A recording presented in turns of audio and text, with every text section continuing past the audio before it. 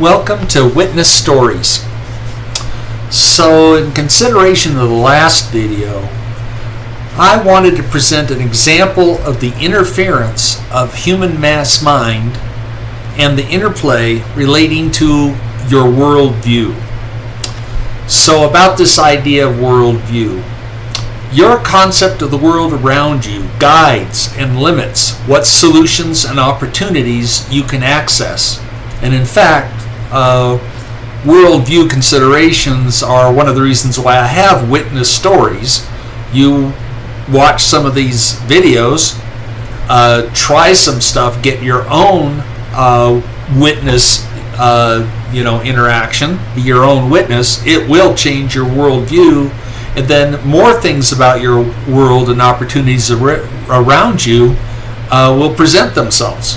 It's because your mind is open. Not so much that it changed, but you did. But, for example, if you sit in a place and you decide there is only red, green, and yellow in this room, because of course the direction you're facing only has those colors, then forget that thought, and in a couple of minutes start to gaze around the room to your side and behind you.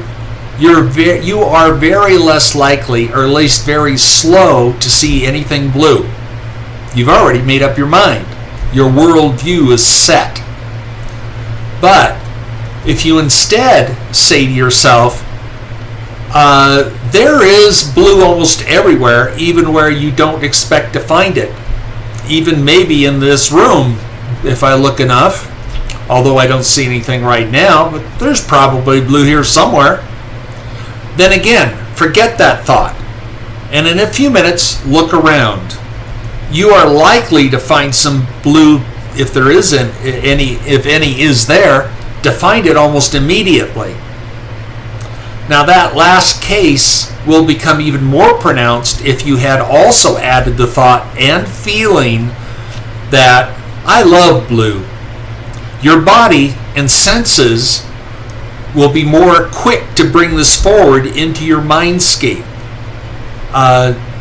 This understanding is that your body, your unconscious animal self, listens to everything you think and do, and it is highly motivated to give you what you ask for or what you expect to be there.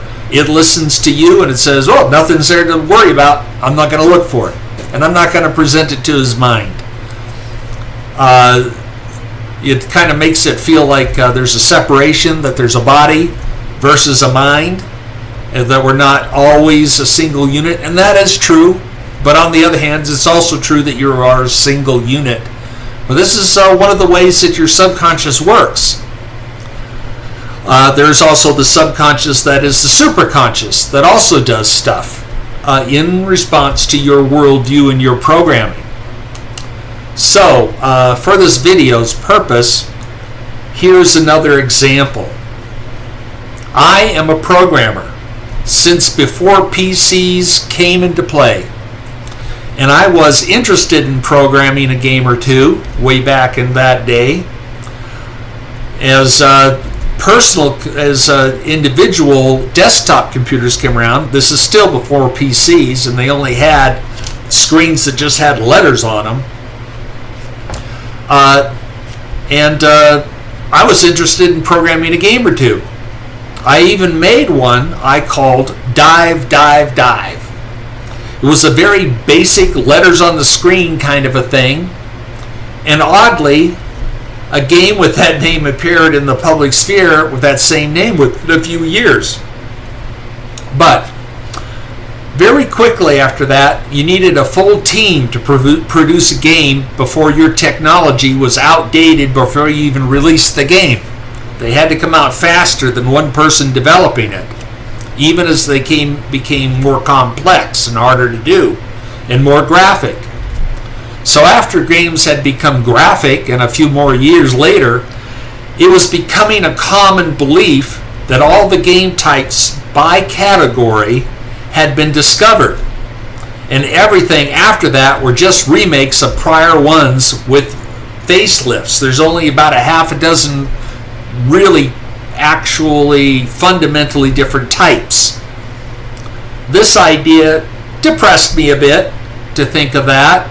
And after that point in time, as much as I tried for a few days after that thought, I really couldn't think of anything fundamentally different than what existed up to that point. So that was kind of settled into my my depressed thought on that anyway as well. But hold it, one day I knew a bit about how infinite the universe was, and how intuition and inspiration worked inside the unconscious mind. So I said to myself, the universe is nearly infinite, if not totally infinite, and possibilities are actually so.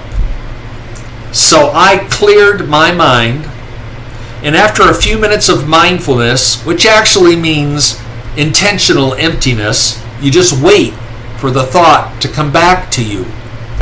It just comes back.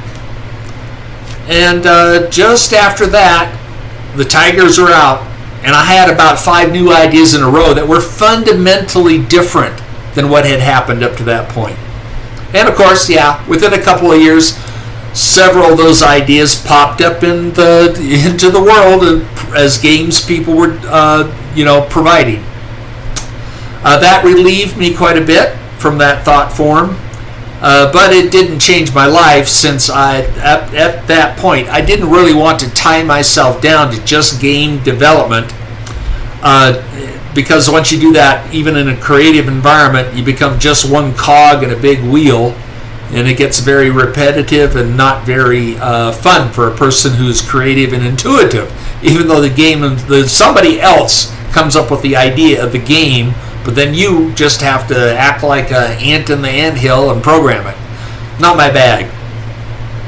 But this adventure, it was an interesting example of how a worldview affects you and changes the interactions of mass mind, one against the other.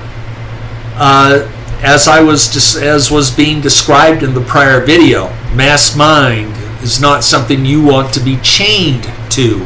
It might be good to understand it, even maybe use it in your life sometimes, but you certainly do not want to be limited by it.